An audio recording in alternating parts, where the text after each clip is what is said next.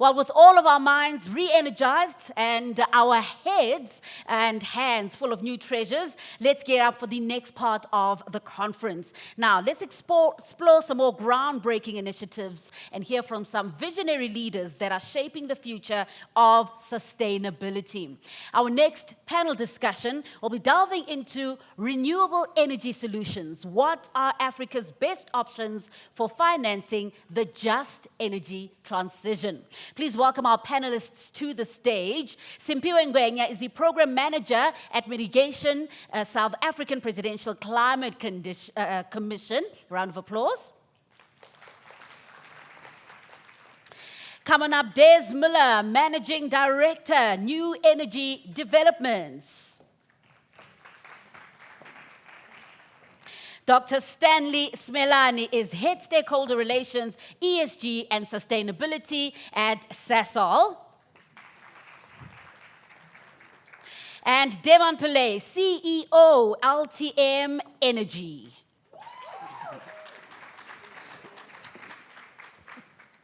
And leading this panel discussion, please welcome your moderator, Head Communications and Outreach, South African Presidential Climate Commission, Blessing Manale. Thanks, Chair. How are you? Good. How's it? Good. How are you? Thanks.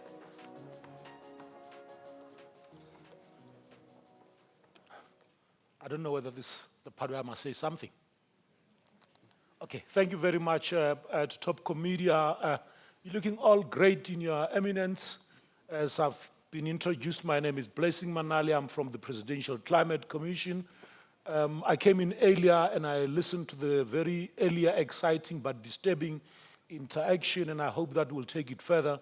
But before I actually kick in, I just want to break from protocol and acknowledge amongst you, your eminence, a very special delegation from the indigenous peoples. As we discuss sustainability, we must already discuss the impact and the interest of the indigenous peoples on their lands, on renewable energy, particularly for this session, and on what their interests are. But I think most importantly, because we want to leave no one behind, and sustainability is about that.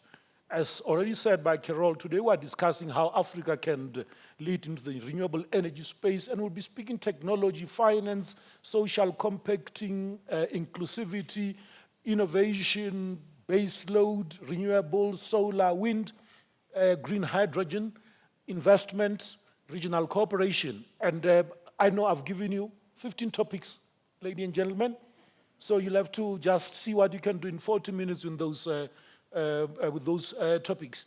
But let me also open, I've got also a mantra, and I was inspired by the previous speaker. I think she was from Sasol, who said that you won't have, if you don't have the earth, you won't have the money to spend it. And I want to take it, Old Mutual, sorry, maybe I must take my insurance with them after that mistake. I mean, my mantra, and it's an old Indian poem that says, very short, that when the last river is dry, the last tree has been cut, only when will then humanity discover that you cannot eat money. So whatever money you'll have, you'll never be able to put it in your tummy. And then that's a more of environmental mantra. But in my youth days, when I was still thinking that I can be a socialist, my mantra was, one day the poor will discover that they've got nothing else to eat but the rich. And you can choose how you interpret the bad. Whether it is only the rich that will eat, or whether it is the poor that will eat the rich. But having said that, ladies and gentlemen, let me once again welcome our panel and start with Mr. Muller. You'll have to bell the cat. It's Devon Pillay. Is it Devon that's starting? Yes. Well, you are the man. Yes, I think that I'm going to take a gamble and start with Des, who's Managing Director for New Energy Developments. And maybe Des, briefly, what does Africa's energy market outlook looks like in the next 5-10 years? Or anything? Let's talk about the current scene in Africa at the moment. Africa is deep in energy poverty. There's isolated areas that are doing well. Even South Africa with its abundance of power, has joined Africa in energy poverty with our load shedding as well. And it's certainly not going to be an overnight solution. We're probably going to live with this for the next 10 years when we develop real solutions, effective solutions to handle our energy situation. But Africa is rich in natural energy resources. We've got lots of coal.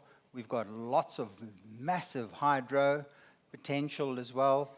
We got gas as well. We got renewable energy resources over the continent. And we've got nuclear energy that can also join the fleet of power solutions for Africa. What is important is that we use the technology that we have domestically. Fortunately, we are also connected with 5 power pools. The Southern African Power Pool connects 12 or 14 countries in Southern Africa, and there is a little bit of trading going on, but mostly everybody is looking after their own needs. And I've looked at various projects in Africa over the last 20 years. There's been very viable projects in Africa, but they haven't moved. They haven't even developed. And just recently, we've got EDF from France developing Impanda Nkua in Mozambique, which is a massive hydro resource, and that will plug in straight into Mozambique's economy and the Southern African Power Pool. And that's the solution that we need to start looking at. We cannot resolve our energy problems as individual countries. We got to start thinking as a region, as an African region, to try and deal with our energy situation. And we could find very plausible and effective solutions as a region rather than just as individual countries. But thank you very much for that. Actually, we'll come back to that. I mean, the issue of regional cooperation, it's quite what we all should be thinking about, and you've given some typical examples. And I just want to add, in 2010, Africa was consuming $50 billion worth of diesel for informal generation because they didn't have a major plan, a strategy plan, using all those natural energy resources. We were consuming $50 billion worth of diesel since 2010. And we're now 12, 13 years down the road. It's $650 billion that has been spent on diesel, and we've got nothing to show for it. That's a lot of our other money. than empty tanks. Oh, well, indeed. We'll come back to the numbers and where will the money come from, or where does it continue to come from. Exactly. But Simphiwe, Des has just outlined the various options. I mean, do you think, or are we leading as Africa, or is there opportunities for Africa leading in the just energy transition? I know that in South Africa it's a hot topic. You wake up, you hear somebody saying jet, and you look up in the eye, think that's an aeroplane, but it's actually the just energy transition. What are options? What are we looking at? Okay, good morning, everyone. I think Africa is in a position where they can be leaders in terms of the just energy transition. So, but I think just to echo on the previous speaker from Old Mutual who touched on the current climate change impacts that are being felt, the just energy transition in itself is being driven by an energy future that is really not going to be harmful to human health in terms of air pollution, but that is also going to mitigate the risks in terms of climate change themselves. So with regards to the just energy transition, The energy transition is something that is happening and it is in motion globally. We are in a position as African countries, especially South Africa, to make sure that we realize the just elements within the energy transition. So with the energy transition being a hot topic, South Africa was one of the first recipients of the Just Energy Transition, the JETP financing, where a group of IBPG partners actually made commitments to support South Africa's transition towards a cleaner energy generation future. So we are in a position where we can now aim for energy security as South Africa specifically, as well as a clean energy mix. So with regards to the JET-IP, it really seeks to bolster investment towards renewable energy solutions, but contained within there are also mechanisms of financing such as social ownership of projects of energy generation. So we're also seeing solutions where not only is energy now being generated by a monopoly, but there's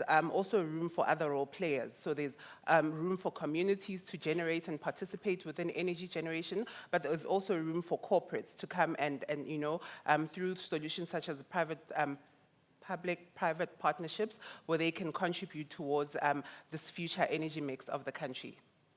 Oh, great. But what does it include? Is it electrical vehicles? Is it green hydrogen? Is it storage? Is it a mix of everything else to make everybody happy? So I think in the beginning, it is going to be a mix of everything else. So the work that I focus on in the mitigation team of the PCC, we do mitigation pathways for the country. Our work has initially focused on the electricity or power sector, where we did modeling to understand what the country's secure energy future looks like within a low carbon economy. I'm going to use the words low carbon economy and not constrained, because we are trying to realize opportunities as we decarbonize these sectors. So with regards to renewables and the integration of renewables within the grid, it is more of a short-term solution, especially in the South African context where we are all very aware of load shedding. And so there are short-term solutions with renewables and solar PVs.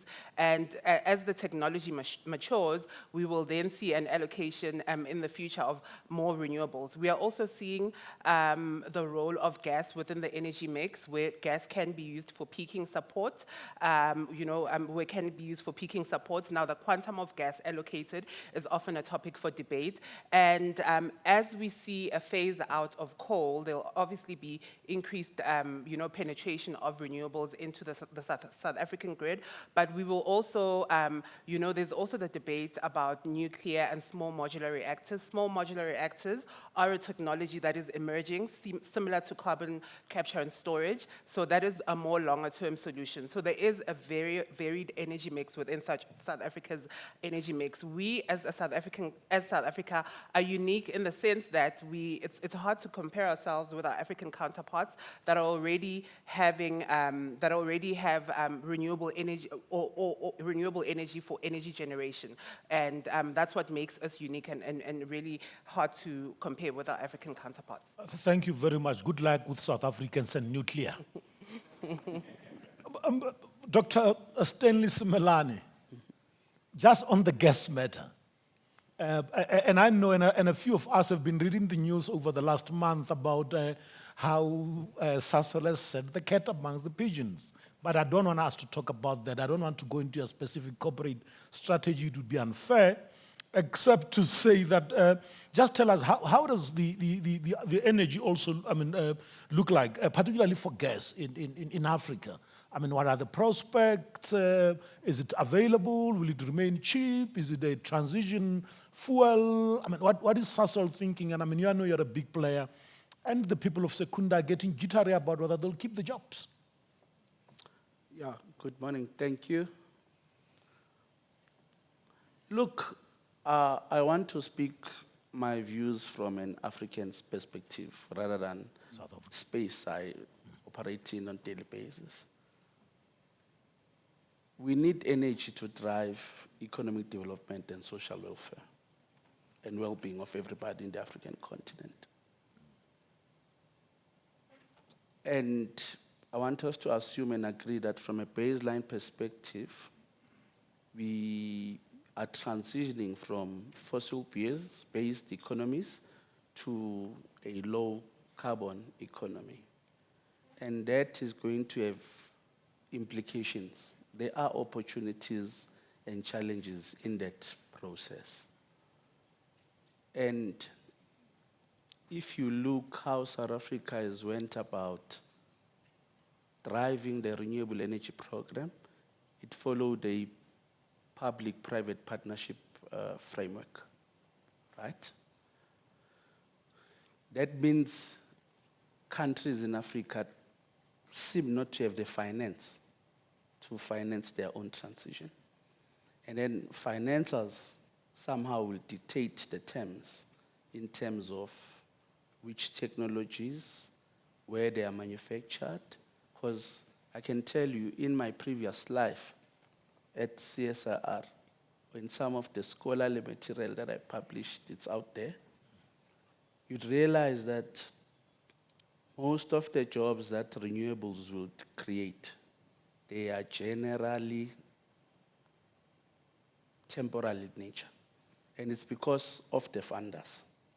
They could be better, it depends. So Africa has to decide in terms of how they want to fund their decarbonization journey, and they have to decide whether technology transfer is something that would be part of the discussions moving forward. So we don't manufacture renewables. Anyone that says they manufacture renewables, they are running an assembly plant. You're displacing a coal miner with wind and solar. And the remaining jobs mainly are on O&M, operations and maintenance, mainly. So, and on the other hand, you don't have the economies of scale to justify manufacturing locally. Because if you think about the South African energy capacity, plus minus 50 gigawatts. Think about China, India, China, plus minus 1,200 gigawatts. So we are a fraction of what China is. And it makes sense for them to manufacture these technologies because of the magnitude of their power system. Therefore, if Africa wants to optimize benefits that will come with the transition process, you have to think from a regional point of view. Because if once you think from a regional point of view, then all these questions around, do you have the sufficient demand? You don't have to wait for one bid window in South Africa, etc., if we think about it from a regional point of view. Indeed, I think there is a converging agreement around the need for stronger regional cooperation, and we'll come to the detail about that. You know, movement of goods, movement of cargo, unequal currencies, instability, wars, coups, corruption, all the things that makes us not be able to cooperate. But we'll come to that. Devon, CEO of LTM Energy, and I'm happy you are the last because your question is more about balancing decarbonization and energy security. You know, in the context of this being a sustainability conference, being about people, planet, and prosperity. I don't like the P representing profit. We could please replace it with prosperity. It's better. You still find profit in prosperity, but not the other way around. So, Devon, how can we balance this? Energy security, carbon neutral or net zero as we move towards 2050. But also because we're in a global environment, our markets are already jittery about whether we'll be closed out of global trade if we remain arrogant about our need for growth, irrespective of all other global environment and social commitments. Yeah, thank you, Chair. I think we heard two previous panelist speakers mentioned, and I think Kurt didn't mince his words as well as Lee alluded to it. Load shedding is killing industry at the moment. Okay, the challenge is business continuity, survival. And there are many people that are echoing the same sentiments as what Kurt mentioned, where somebody, or one of his clients, blatantly stated that I don't care about the planet. They cared about survival. Now we have to look at those sentiments and figure out what's going on. because that's the reality for most people. Others may not say it as blatantly as that. They're very subdued, but it's survival out there. Now we have to address those issues. But if you turn the picture around, where you look and bring security of supply and decarbonization together. So picture a Venn diagram. On your right-hand side, you've got security of supply or reliability of supply. On the left-hand side, you've got decarbonization. I think you also alluded and you seem excited about innovative technologies. Now, if you bring this and think of a Venn diagram and the integration of those circles, that's where the double whammy that you can address decarbonization as well as energy security. And on top of that, paint a positive business case. And I don't want to get into the financial numbers, but if your internal rate of return is over 20% with these technologies, it's a sound business case. So where I'm alluding to with the triple P models or power purchase agreement with energy performance contracting models, the clients don't have to spend a cent, but they can reduce the OPEX cost from day one. Tried and tested. I think you guys know these models that's out there. How do you turn that around with a dire need to meet business continuity by bringing these integration? And some of these technologies I like to mention, and you may like this. Conduit hydro, first mover advantage. First time in the history, Department of Water and Sanitation has issued a 40-year license. First time, because of the status of the country. Now, conduit hydro is basically turbines within a pipe where water flows gushing to your home. Let's take Rand Water, for example. Water gushes to your home, has to flow 24/7, and all you do is trapping the kinetic energy movement of water and harnessing it. You put turbines, and it turns it into energy.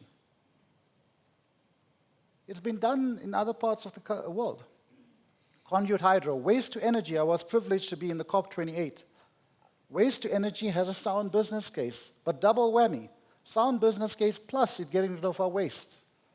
Those are innovative technologies out there that we can embrace to have the double whammy where you're addressing decarbonization as well as energy security issues and painting a positive business case. Because there are clever funding models out there. The client doesn't have to pay a cent. So innovation is happening right here. You asked a very important question. Do we just sit and wait for money? We heard about an $8.5 billion that in November, was it 2021, it was announced that they would give us. Has it been spent? Did we get it? There's so many countries involved to be donor funders. There's a complexity that arises when you have so many different countries and the application process. The idea is do not wait. We have a lot of innovation going, but we can collaborate with other countries. That's very important. I think collaboration was mentioned by what the presenter, previous presenter, which she did an excellent job from All Mutual. Collaboration is so powerful, but we can. Do not wait for an answer. We have the answers within ourselves to make it happen within the people right here. Indeed, as long as we don't leave this conference or any other spaces saying that it is the environment and renewables that are causing load shedding. It is actually when we saw load shedding that people went to renewables. So there are not many solar roofs in South Africa today because people are buying second solar panels. This is their first purchase. So they're actually responding to the crisis and not causing it. Whether the system thought that they'll come in too earlier and they stopped other generation or commissioning is another thing. But I thought that I should stay that so that you don't leave the house people saying these environmentalists are keeping us in the dark. We found you in the dark. And then maybe a general question, and any of the panelists could decide whether they want to go first. There are global developments, and I'm happy that you're raising the question of the jet IP, the 8.5 billion, and it's actually increased now.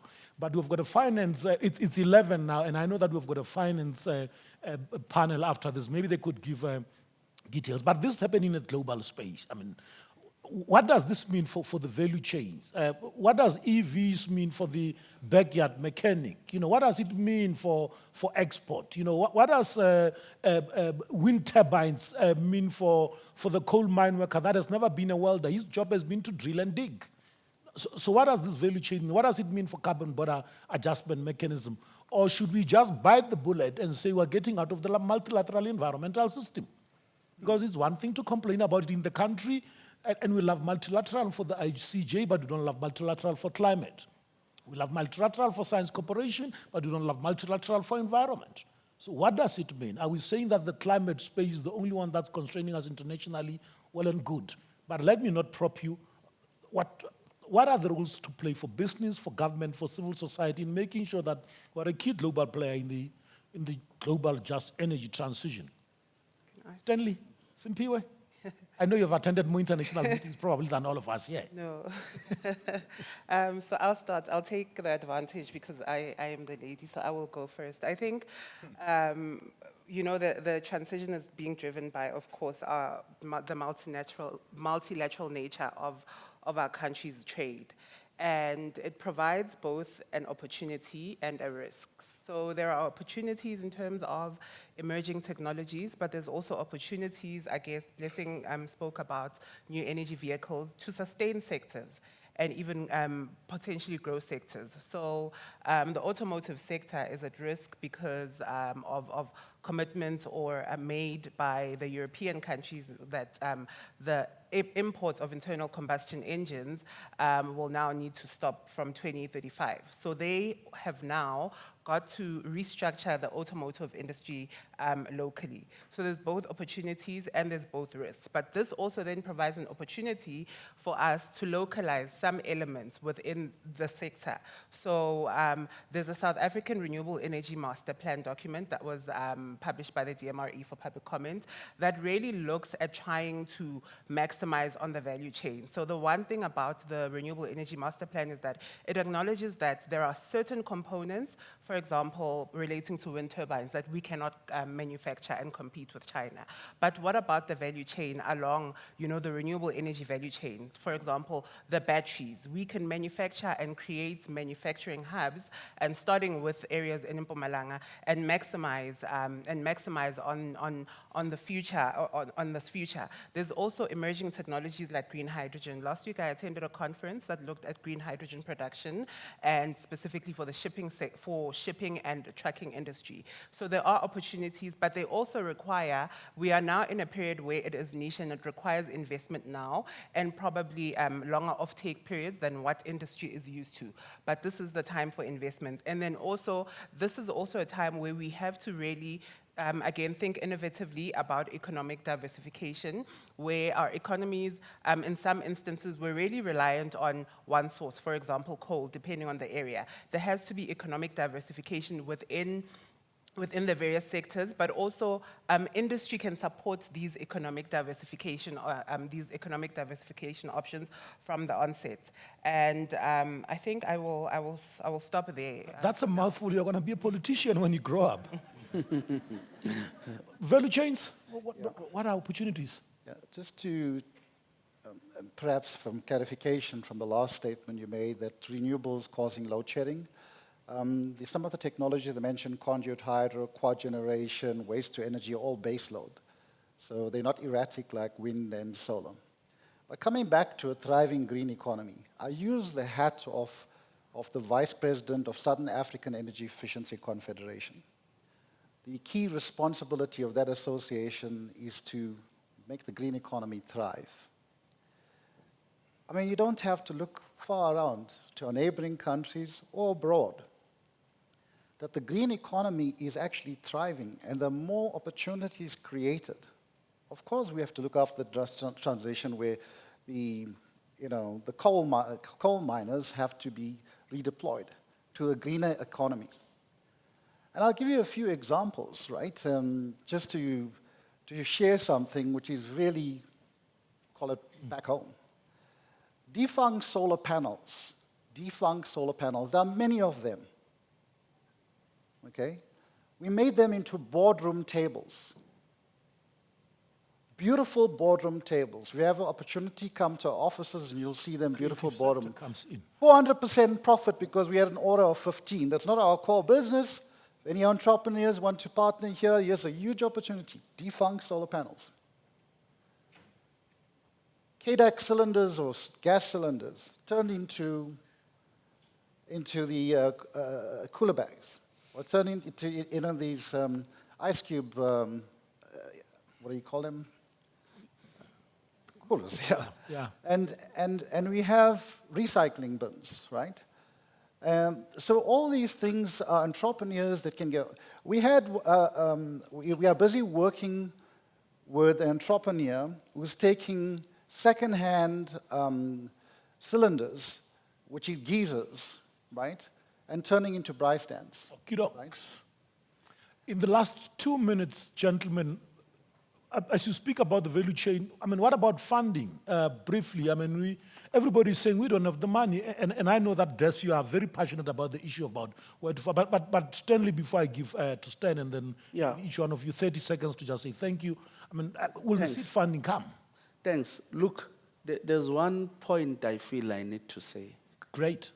There is a risk from the African reserves point of view. Remember, as you're going to lose your markets because of carbon intensity products outside the African continent, you'll also be losing your rand dollar reserves that you would have as you export markets. And Africa has to think about how they're going to manage that risk. I'll end there. Thanks. So it's not about money that we get, it's also about securing the money that is already within our borders and using it effectively, because we are not a very poor, I mean, I know that we are a very rich continent. Just look at you. You don't look poor. There's millions of poverty in our country, but I think that we don't have poverty of intelligence, poverty of creativity, and the energy to unleash the energy we need to drive Africa's economic development. Last words, let's start with you. What next? Kuawadis. Do we continue to talk? Do we push government to do something? Do we build stronger partnerships? Do we open up our books? Do we become more transparent? But we have got a just transition that's unfolding just in front of us. What next? In Africa and in our own country. I think it was well summed up by the presentation done by All Mutual. What do you do when you go back to your office? My belief is lead by example, right? And make the change that is so needed in the world right now, and to protect our planet. I think we must be active. We're right now looking at the world to help us out, but let's take the leadership and embrace innovation and explore and how we can work together. With more collaboration, it is so important to collaborate with our neighbors and not about the first world countries only. I'd like to see more of that. Simphiwe Tumamina, Presidential Climate Commission. Tumamina. So I think there's actually a role for the local asset managers to invest in and drive the transition in the various sectors, because if it's local funding, then the interests aren't based on, the Forex interest rates. I also think that with regards to our regional connectivity, there's a role for us to collaborate with regards to the minerals that are going to be required in the future. So minerals like cobalt and copper, most of them sit in the SADC region in areas like, the DRC. South Africa can position itself as, a beneficiation and export hub, because we do have the infrastructure in terms of port and some of the critical pipelines. So there's room for further collaboration in the SADC region, but also local asset managers, I think, need to also, define the agenda and drive the transition. Thank you very much. Des Ivalelento. I came across a definition of money. Money is an idea backed by confidence, okay? Now, to get funding for a just energy transition, you need confidence behind that transition. What will raise the confidence is a just energy transition that provides energy security, I think we can all agree with it as South Africans, as a number one. Access to affordable energy, which is number two. Environmental sustainability in number three. And then employment. We need to start creating jobs with our just energy transition. And number one, we need to ensure energy security. We don't have that yet at the moment, okay? And a good example of a just energy transition would be repurposing our retired coal fleet with small modular reactors and gas, if it's available. And that would be a proper just energy transition that ticks off all the boxes that I've just mentioned. Thank you. Thank you to my panel and thank you to the audience. I think the jury is still out on whether just energy transition would work or not, but there is opportunity. I think all we have got to say to ourselves is that let us snatch the victory out of the jaws of defeat. Thank you very much. And we go into the next session. Thank you very much, Carol.